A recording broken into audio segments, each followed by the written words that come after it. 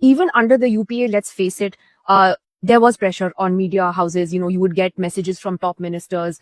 Oh, why is this sticker running? This news is. But would you say that was more individual? I mean, would it be like, say, ex-minister wanting to, say that, don't cover my ministry or this issue in this way? No, I think it was both. There was definitely, there would be a pushback, and the Radia tapes, for example, were, frankly, not a moment of glory for the way the media at that time was functioning. Yeah. Okay, so that shows that we. Yeah, there's no golden phase. I mean, yeah. But to be honest, I also saw during the last year or so of Dr. Manmohan Singh's prime ministership that people within his government also started closing off. Mm-hmm. Like I used to cover the foreign ministry.